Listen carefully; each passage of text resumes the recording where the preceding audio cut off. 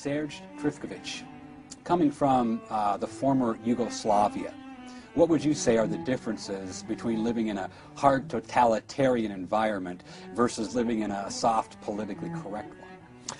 Well, first of all, some people would say that Tito's Yugoslavia was not quite as hard totalitarian as the Soviet bloc, the countries of so-called real socialism. But the essence was pretty much the same: total party control, one-party system in which the secret police was a very important ingredient in the equation of power, and the ruling ideology of Marxist dialectic and of at least theoretical march of the vanguard of the working class to a classless society. Now, in those days, it was possible both in the former Yugoslavia and in other countries such as Poland, Romania, Czechoslovakia, Hungary, to have, on the one hand, the official discourse to which everybody had to at least formally subscribe, and on the other hand, to have the private discourse of the family and the friends. And there was, one might say, parallelism between the state above and the society below. Now, in the terrorist phase of the Bolshevik Revolution, there was a deliberate and very bloody attempt to blend the two. And that was the period of Lenin's liquidation of the priests and intelligentsia, and Stalin's liquidation of the kulaks, and later on of deviants of all kinds. But by the mid-50s, and especially after Stalin's death, what we have is the settling down of a system in which it was possible, oddly enough, to be free within the circle of one's friends and family, and not to subscribe to official ideological norms wholeheartedly. You could go through the motions of display if you're obliged to do so, if you're a member of the party, if you're part of the nomenclatura. But when push came to shove, people behind the closed doors with other people they could trust could be themselves. And then it was possible to have meaningful conversations about the politics or economy or culture or religion without the blinkers of imposed right thinking. And then it was possible to be free. Today, in the postmodern Western world, it's very hard, regardless of where you reside and what's the social circle you mix with, to exchange any meaningful thoughts on race, on immigration, on educational policy, on cultural policy, without encountering some seriously strange looks and even, stunned and uncomfortable reactions from friends and neighbors. And that's why you avoid these conversations. So in other words, in a funny way, I might say I feel less free today in my 50s in the United States than I did in my teens as a teenager in Tito's Yugoslavia, because at least with people you could trust and with people who shared the same social and cultural milieu you come from, you could share your innermost thoughts without being looked upon as an eccentric and a deviant. Of course, if the secret policeman heard you, he will look upon you as a dissident, and then it's a totally different kettle of fish. You might have some difficulties, you may be expelled from school, you may even have your telephone tapped or your passport withdrawn or whatever. But at least you could function within the perimeters of what was the society untouched by state as a free person. And that's, by the way, a phenomenon that many other East Europeans I know have mentioned, that in a funny way they felt freer at a time when they were being harassed by the secret police, when they were subjected to all kinds of unpleasantness by the state, because at least as individuals of integrity, they could be true to themselves and the society recognized them as such. And today, in today's America, if you fall outside the perimeters of acceptable discourse, and if you're branded controversial and let alone maverick, these terms automatically place you beyond the pale. Is there an American version of the secret police? It functions in an informal and unofficial way. At the top of the scale, it is manifested in the firing of Juan Williams from NPR. At the lower end of the scale, it is non-tenure for those associate professors who do not toe the line, non-renewals of contracts in media outlets. There is a very well-developed informal mechanism which actually has the same end result. In communism also, in the last 2 decades before Gorbachev, you were unlikely to end up in Gulag, but you were very likely, if you got on the wrong side of acceptable discourse, to lose your university position or to be forced to look for employment outside your primary area of professional expertise. And something very similar is happening in the Western world, especially in academia and the media, and of course government. And so you're saying that as far as your personal experience is concerned, you actually see parallels between what we used to consider the totalitarian Marxist Soviet Union and in our enlightened and so-called free society today. Well, actually, it's worse than that, because as a teenager back in the late 60s and the early 70s, I regarded myself as thoroughly pro-Western, and on the basis of one's image of the West as obtained through radio broadcasts and films and books, one had the notion that it was actually a society that lived on the basis of what it proclaimed to Eastern Europe to be the case. And then grasping the yawning gap between this image and the reality as it greeted me when I finally came to the West in the 70s, first as a student in Britain and then in the 80s as a journalist in Bush House in London, and then in the 90s as both a member of academia and a journalist in the United States, is pretty painful, because then you come to see that structural problems of integrity versus compliance and of freedom of thought and expression versus imposition of norms, both legal and informal, is in some ways more pernicious and more stifling in the West than it had ever been in the East. How far would you say have cultural Marxist processes advanced in the former Soviet countries? Well, it's an interesting question, because post-communist Eastern and Central Europe emerged from communism more or less unscathed when it came to the integrity of the family and to the ability of the society to function as an ordered, coherent whole. But over the past 2 decades, since the end of communism, we have seen some serious inroads by Western postmodernia into the healthy tissue of the survivors of communist experiment.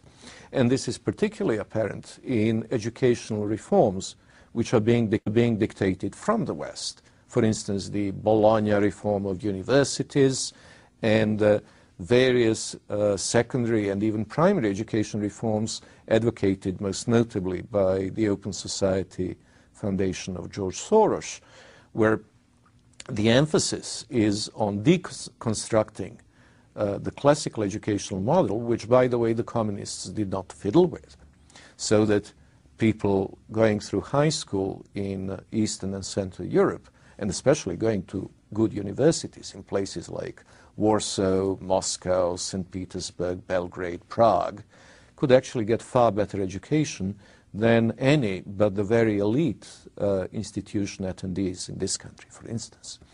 Of course, one was subjected to the rigorous ideological straitjacket when it came to sociology, when it came to modern history, when it came to political science or international relations.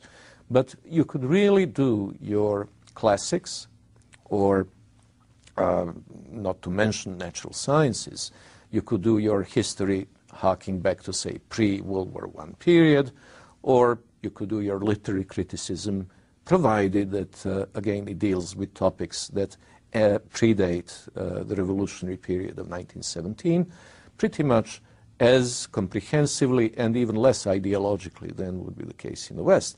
However, what has happened over the past 20 years is that these notions of reforms in the direction of getting rid of the baggage of old patriarchal, hierarchical structure of education, which placed a premium on what one might call elitist or elite educational content, has gone very far towards, in fact, demolishing the quality education that had been inherited from previous generations, and that the dumbing down of Eastern Europe is actually in full swing, which is regrettable, because I know from the example of my youngest daughter, who is in high school, that compared to what she's doing today in the United States, my own third grade in high school back in Belgrade in 1972 was, in fact, much more comprehensive, much better quality, and equipped me far, far better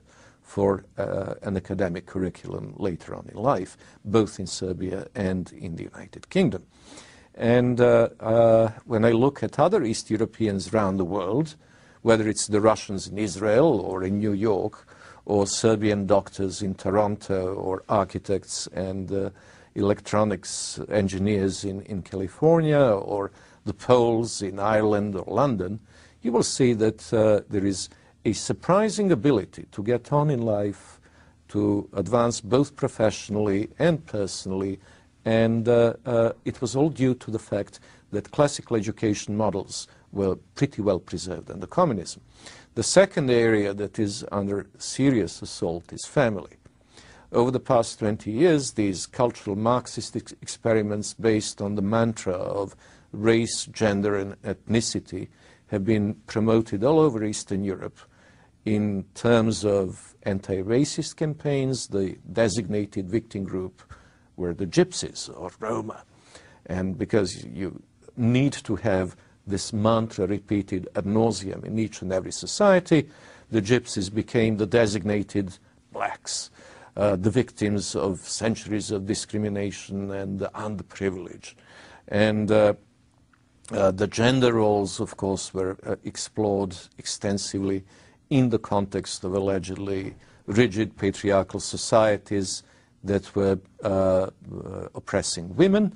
And as far as sexuality is concerned, well, the discovery of the gay oppression in Eastern Europe in the 1990s, most notably by the Open Society Institute of George Soros, has now resulted in idiosyncrasies such as the first gay pride parade in Belgrade in the second week of October of 2010, which, by the way, was attended by the U.S. Ambassador Mary Warlock, by her European Union equivalent, and praised 2 days later by Hillary Clinton on her arrival in Belgrade on a state visit. So, ridiculously enough, these cultural Marxist obsessions based on race, gender, and sexuality are in fact presented by the political class of the Western world as the way to go, as the ticket to modernity, the ticket to integration into the EU, into the Western postmodernia. And this is something that the elite classes of Eastern Europe are beginning to embrace. The people, by and large, are still resistant to it, but the elites are already bought. Do you see a similarity between American current situation? Well, the similarity is in that in both cases it is a process imposed from above. But in the United States, it has been going on for longer, and I'm afraid it has penetrated deeper. At the moment in Eastern Europe, it is still limited to a somewhat narrow circle of the decision-making elite in academia, in the media, and in government policy. In the United States, it has penetrated 1 or 2 notches below, and there is still the pickup truck driving, hard-working nation out there, grumbling and grinning and bearing it. But the circle of people who have internalized these idiocies as a normal part of their world outlook is, I would say, much wider. What would you say to someone that says all this fancy talk, all this science is really just a cover for a deep-seated racism? Well, deep-seated racism is an ideological term devoid of any meaning. It is used whenever you want to blacken someone without entering into a serious dialogue. If you have, say, a Fox presenter who simply repeats a well-known fact that 70% of Americans don't want Ground Zero Mosque, indignant women taking part in the same interview will walk away and accuse him of racism, as if stating something that is obvious but ideologically uncomfortable is in itself inherently racist. In other words, racism has become a term not only of abuse, but also a term of intellectually bankrupt abuse, because it is just like fascism. It's just like reductio ad Hitlerum, where you reduce everybody to the F word. You know, everyone who you disagree with becomes a fascist. Just as you elevate your own politically correct views to the received wisdom that is turned into the only acceptable discourse. And that, indeed, is a totalitarian trait. It started back in the 18th century when Jean-Jacques Rousseau introduced the concept of general will, volonté générale, which simply means the will of the person speaking. And likewise, today we have the will of the international community, which means the will of the White House and the State Department. And likewise, the acceptable discourse in the United States is the discourse of the person conducting the discourse. How has H.L. Mencken affected you? By opening my eyes to the fact that many of the idiocies and many of the stupidities we see around us are not a recent phenomenon, that the potential for them had been there for a long time, and in particular back in the 1920s and 30s, that some of the already pretty mature forms of its then contemporary manifestations were in evidence, but I still think he would be horrified if he could see what they have morphed into half a century later. Back in the 1920s, for instance, or the 1930s, he wrote very disparagingly about the advocates of prohibition and the mindless arguments that were invoked in support of it. He also mentioned the single-mindedness with which the supporters of America's intervention in World War I were prepared to go beyond the logic and empirical evidence in pursuit of their ideological objectives. And we see something very similar today. People decide what is the desirable outcome of whatever project they're pursuing, and then they will make sure that it is reached by whatever means necessary. Whether they're illegal or unconstitutional doesn't matter.